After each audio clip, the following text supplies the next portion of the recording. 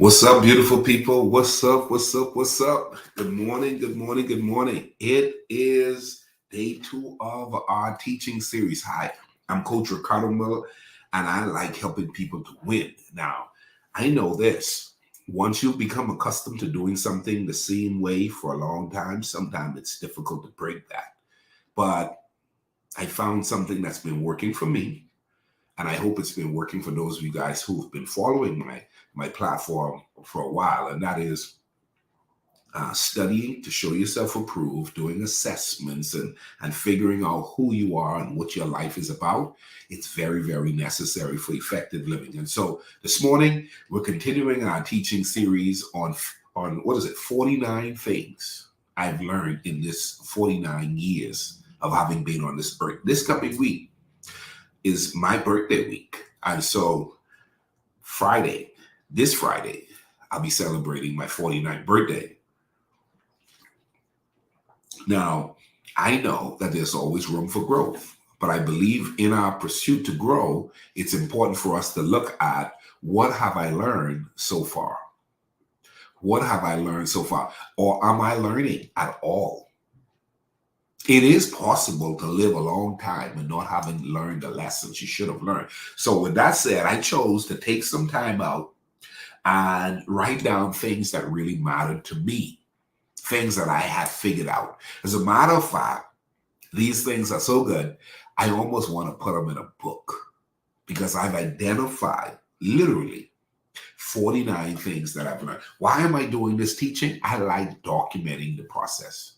I like documenting the journey. I'm believing God that my grandkids will get the opportunity to go and watch this stuff because it's in the cloud. It's digital. So thank you so much for joining. If you watched us yesterday we dealt a lot with personal development, what I believed and what I've learned in that regards. Well, today is all about relationships and community. It's all about relationships and community. So y'all ready? Here's what Ricardo has learned. And please, if you really enjoy this, I was talking to a client not so long ago, and I said, we live in a world where people don't realize part of social etiquette now is that on social media, if you like something, like it. If you are impressed, say something. If you think that is a good thing, say something.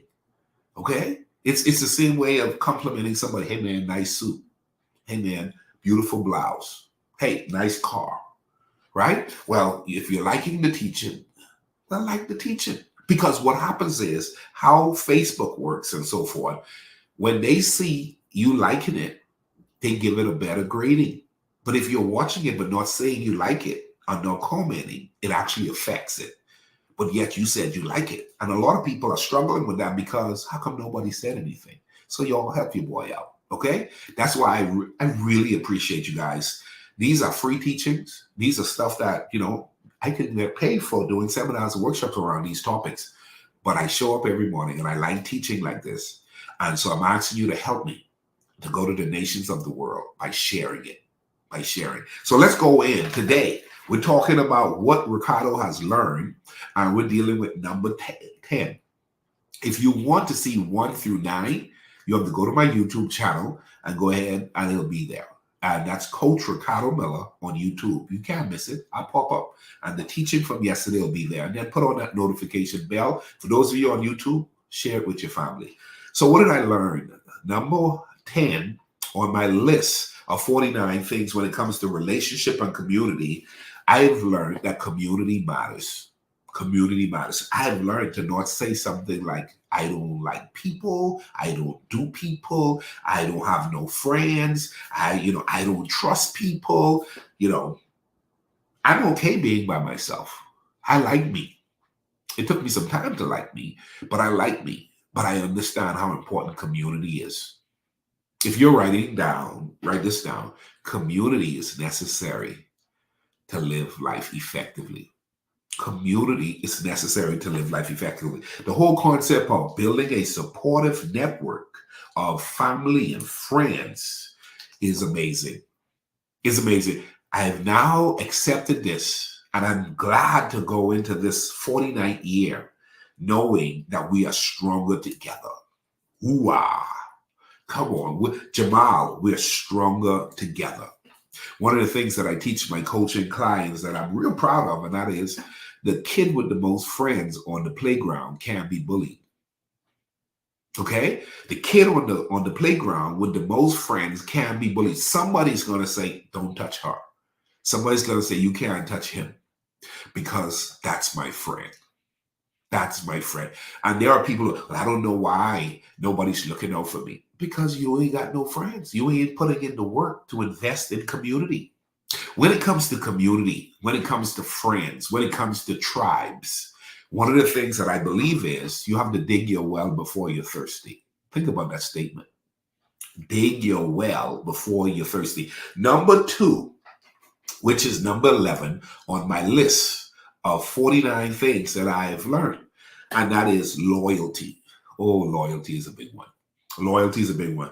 Being loyal to those you love, being loyal to your community, being loyal to your friends, being loyal to your network, being loyal. Loyalty is big. Loyalty is big. Strong relationships are built on trust and commitment. There are a lot of people who don't have anybody because they can't be trusted. They have violated the trust factor. And listen, let me say this. Can I say this? Can I say this? If you're a woman and you cheat with somebody else's man, and the word gets out that you cheat with somebody else's man, guess what? Everybody's going to be looking at you when you show up, because guess what? When they got their man, they want to look out for you. Hey, man, she got a reputation. She'll sleep with your man. Same thing, brothers. Same thing, brothers. If dudes know that you supposed to be a part of the group, you supposed to be a part of the network, we supposed to be families, we supposed to be boys, and you go sleep with someone else's wife or someone else's girlfriend that they're supposed to be committed to, guess what? It causes you to get labeled. Trust. So now you be like, man, nobody comes to the rescue for me, because you can't be trusted, man. You can't be trusted. So that's a big one right there, right? It's a big one. And so for me, over the years, I've learned, can you be trusted, Ricardo? So I've worked in environments. I've done life with friends. Even as a minister, I had to remind myself that when people talk to me in confidence and we're doing business, that's between me and them. And I got to learn how to keep that between me and them. And this world where we live in, where everybody wants to talk everybody's business, and some people ain't got nothing else to say but other people's business. Loyalty. Loyalty is big. Okay? So living life effectively, and you realize, hold on, have I learned the lesson of loyalty, and am I loyal? Am I loyal? This is big. This is big. So I'm pushing this because this is one of the things that I figured out. As a matter of fact, I've gone as far to say I'm a loyalist. What is a loyalist, Ricardo? I call a loyalist. A loyalist sometimes can find himself in trouble because you're loyal to a fault. You're loyal to a fault to where it's now actually working against you, because people take advantage of you because you're so loyal. I found myself in that position a lot. So that's the reason why you need healthy assessment. That's why I teach win-win, because you got to realize some people are suckers. Some people are just outright users. And when you identify somebody that can be trusted, you identify somebody who's all in it just for them, and they are not leaning towards a healthy relationship of equal exchange, you got to watch how much loyalty you're giving to them when they ain't giving no loyalty to you. That's a whole nother subject. That's one of the things that I've learned. Number 12 on my list of 49 things that I've come to embrace and own to be true, and that is family dynamics. Family dynamics. Okay? Always nurture your family relationships. Family is important. I think family is important. They are our support system in life. You know, some people say family is everything. I don't know if I would say it like that. That's one of those things I've learned, actually being 48, about to be 49 on Friday. I don't know if I would say family is everything, because there are some devils in the family. And if you have a small family and unfortunately all of them are devils, then are you going to give yourself to all devils? When you realize, but your brother ain't no good, You can't trust them. Your sister ain't no good. You can't trust them. Your daddy ain't no good. You can't trust them. Your mommy ain't no good. You can't trust them. But that's your family. Now, I'm not saying to hate them, but I'm saying you got to watch how you put those verbiage as their everything. I've lived long enough to have heard mother kill daughter, father kill son, mother rape son, father rapes daughter, grandmother still stole family money from the daughter and ruined her financial position, ruined her credit. Let me tell you something. I love my family, but my eyes are open on all of them. I love community, and your eyes need to be open on all of them. So family dynamics, you need to know who you're dealing life with. That's why I didn't just say families, everything. I say family dynamics. Along the way, you need to look at your family. Who are you doing with? I'm blessed. I got me some great sisters. I got me a great mother. I got me a great brother. I've even got some adopted siblings, man. I just call them brothers and sisters because they are like my brothers and sisters. And then I have some great cousins. I have the best aunties in the world. Okay? All of my aunties I can almost call like my mama, right? So, but that's not everybody. And so I didn't want to come and teach something that just simply says family is everything when I don't think that's an accurate statement. I think it's a hard statement for a lot of people who have been done wrong by people playing the family card. There are some men in the family you've trusted and they violated the trust when they came to the family reunion. They violated the trust when they came to your house and you have a daughter or you have a son and you let your nephew or you let your cousin or you let your brother and you let down your guard because you call it family. See, look at me, man. I'm 48 and I'm comfortable talking about this. Boy, Miller, you calling it out? Yeah, I'm calling it out because this is a lesson learned. This is a lesson learned. So don't just do that. Watch those people who talk about families, everything. Very limited and very interesting that they say that. Do a lot of an assessment and lock in on that family is everything because is it? Is it? But now here's the deal. Family dynamics needs to be studied. Family dynamics needs to be appreciated. You need to know who's the Judas in your family, but then you need to know who's the Peter. You need to know who's the John, right? You need to know who you can go to war with, and you need to know who you can trust. That's another topic for a whole nother day. Let's go to the next one. Okay. Number 13 that I've learned is service to family. This is different. Okay. Service to family. I remember when I was examining the thought of winning the whole world and losing your home, losing your family. And so being present for family, being present for my wife, being present for my kids, being present with my mom. So my mom and I have great conversations. We have these drive time talks. My wife and I have these incredible date nights. When I drop my daughter to school, it's all conversational, picking her up. It's diving into making sure that she knows, listen, she's loved, valued, and appreciated. It's being able to not try service the world, try give to the world. And then when your family is called upon, they're suffering. You're not giving any attention to your family. So in creative ways, we all can do this differently. Look at yourself and just say, how can I be a blessing to my family? Maybe it could be a text message. Maybe it could be a phone call. Maybe it could be a visit. At the end of the day, don't feel bad about what you can give. You don't have to compare yourself with another. You just simply need to learn you, which I have learned me. And I've now learned, listen, my son, I told him I'm not responsible for the decisions he made. I'm not.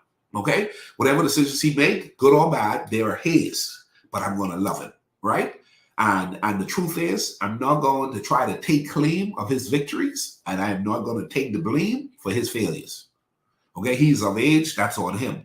But yet, I want to have our breakfast conversations. I want to talk about him about girlfriends. I want to talk to him about money management. I want to talk to my daughter about how she's doing in school and how and what's going on with the teachers and the friends that she has. I want to be there. I want to be there with my wife, not just to have her as a wife, but I want to be her best friend. Okay? You know, it's possible to be married to somebody and you say, yeah, that's my wife, but she ain't really my best friend. Wow. That's some people's reality. That's real. Okay? But I've learned service your family in a way where your wife could be your best friend. Okay? Service your family in a way where you're just not claiming your kids, but you're taking care of them. You're not just opening your doors and saying family is everything when it's not that in the way you serve family. Okay? And there's this healthy gauging that you have to do in that regard. Then next one, this one is big. I've learned this one. It was a hard one to learn, but in having lived for 48 years, this was big, and that is forgiveness. Woo-hoo-hoo-hoo. I told y'all I got 49 of these things together, and we are now on number 14. Don't miss these teaching this week. Number 14, when we talk about living, you live long enough, you're going to have to forgive. Let me say that again. If you live long enough, you're going to have to forgive. As a matter of fact, the Bible tells us we have to forgive repeatedly. Okay? Repeatedly. Choosing to not forgive is to carry around the burden or the baggage of unforgiveness with you every day.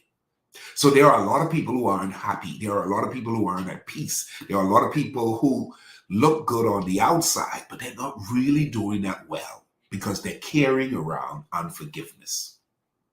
I've chosen to forgive everybody who have done me wrong. And I've had my share of done wrong. As a matter of fact, some people would say I've probably done them wrong. And I've now even started to pray, God, help me to, one, identify who may perceive I've done them wrong. And may I ask them, I'll ask them, forgive me. For a lot of things, I know not what I did. And even some of the things, what I did that I knew, it was ignorance, it was youthful stupidity, it was just, I don't even want to call it anything other than it was then and I am here now. And I pray to God that I don't do anything moving forward that will cause offense to my brothers or sisters in Christ or in the community. I love people. I love people, but I've learned that people will do you wrong. There are some people who will do you wrong. You got to have discernment. You have to have that understanding. Forgiveness is necessary for effective living. Well, I'm never going to forgive. You'll never live your best life if you don't let it go. Let me say that again. You will never live your best life if you don't let it go. There are some things you've got to let it go. And you know how you know you haven't let it go? When you can't be in the same room with them and your blood pressure rises because their car just passed. You still got issues. Well, I'll talk about that another day. Okay? Y'all like effective living? Y'all like where Miller is going? I'm 49 on Friday, y'all. I'm 49 on Friday, and I'm telling you, I'm full grown man. My wife will tell you, I call my age all the time. Hey, John Wells, I'll tell him straight up. At this point, I'm 49 on Friday. So I'm proud. I'm glad. I've learned some things, and I'm sharing it. Okay? So forgiveness is important. The next one is number 15, and that is support system. Support system. Remember today, everything that I'm teaching today is all around relationship and community. So number 15 is, watch this, support system. Surround yourself with positive people who lift you up. We all need support system. Now, I talk about family dynamics. I talk about serving the family. I talk about forgiving people along the way. But now I'm talking about you need a support system. Life is going to throw you some curveballs. Hey, a pat on the back is a blessing. Somebody to rejoice with you is a blessing. And that's why I'm excited, because I have some of the best people on the planet to rejoice with. People say, what about your haters? Man, I ain't got no time to pay attention to no haters. I'm paying attention to my celebrators. Hello. Okay? I like those who like me. And those who don't like me, hey man, I'm not everybody's cup of tea. And that's okay. Okay? Everybody don't have to like me. Everybody don't have to like you. I've learned that. Boy, what a lesson to learn. I don't get upset when somebody says, I don't really like him. Okay. I don't really like sushi. But they still keep opening restaurants all over the city. Okay? And those people are becoming successful. A lot of them are 100 times more successful than I am. So I don't like sushi, but it's not stopping sushi from becoming a global phenomenon when it comes to people liking it. So I'm hoping God will allow me to get to where I need to go in life, in spite of the fact that some people feel as though they ain't feeling me. I don't really feel Ricardo like that. I don't really like his accent. I really don't. Nah, he ain't my cup of tea. Well, I'm 48. I'll be 49 on Friday. And let me tell you, I have a great support system. I have some great brothers who call me and encourage me. I have some great sisters who just, support your boy and they're there. I have some good people who bought my book. A couple people bought it a few times. They're like, hey man, I bought it. I gave it away because somebody was sitting next to me. They looked at the book, thought it was interesting. I gave it to them. I bought another one. Somebody told me they were traveling. They were on a plane. They were reading the book. Somebody said, hey man, that's an interesting book. I'm seeing it from the side. And they blessed the person with it. Came back home, went to my website, ordered another copy of the book. I got supporters, y'all. I got supporters. And I'm grateful for my supporters. Okay? So we all need a support system. Then next one, number 16 is connecting with others. This one, once again, is about community. It's all about relationship, connecting with others. Build genuine connection with people. I found this to be something everybody doesn't embrace. And now at this stage, I'm a part of the library board. I'm a part of the chamber, the Red Oak Chamber. I'm a part of the Rotary Club of Waxahachie. I'm a part of Build Your Best Life board. I'm a member of the church. Come on. I serve on the city council. I'm like, you got to know that a part of living life to the fullest is connecting with others. Well, I want to go global and I want to do big things, but you're not at the table anywhere. That's one of the things I've learned. You got to get at the table. You got to get in the room. Come on. You got to make a contribution. You got to be a part of the people who are making a difference in the world. Show me the people you're doing life with, and I'll show you what kind of future you'll have. We said it again. Show me the kind of people you're doing life with, and I'll show you the kind of people, the kind of future you'll have. Some people will say, well, Miller, I don't do life with anybody. Then chances are you ain't going to be anybody because you're going to need people. You're going to need community, and it's important for you to identify the communities you're going to need and the communities that best fit you and your makeup. Okay, I was in Toastmasters for years. Now I'm in Rotary Club. I'm a part of the chamber. I'm a part of the HOH. I'm like, I love being a part of community groups, networks, tribes that are making a difference. And that's what you should be about as well. Number 17, quality time. Quality time. I struggled with this for a long time because I was off balance. Early on, I would lean far this side. I was very religious at one time. I was a workaholic another time. I was just street driven another time. I was just outright lazy another time. But now I had to learn, watch this, making time for those I love had to become a priority. So I'm like, no matter what, I'm going to spend some time with Grace. I'm going to spend some time with RJ. I'm going to spend some time with my wife. And then I go through my Rolodex and I call these fellas my brothers. I say, listen, I'm going to spend some time with them. There are some ladies they're real supporters of Ricardo Miller. They got stuff going on. I'm like, hey, Karen, let's try to make it to this one. Because you want to connect with others. Show up and show out in the form of love and appreciation for those you say that really matters. That's big. And last but not least, valuing different perspective. Somebody needs to write that down. This is number 18 on my list of 49 things. And remember now, I'm stopping right now, and every day I'm teaching on this stuff. I'm breaking it down. And this is the last one, but valuing different perspective. Understanding that everyone sees the world differently has been something I've just now learned to appreciate. I don't get mad for your different view that's different than mine. I came from a culture that got mad for different views. I came from a neighborhood where people got mad because someone had a different view.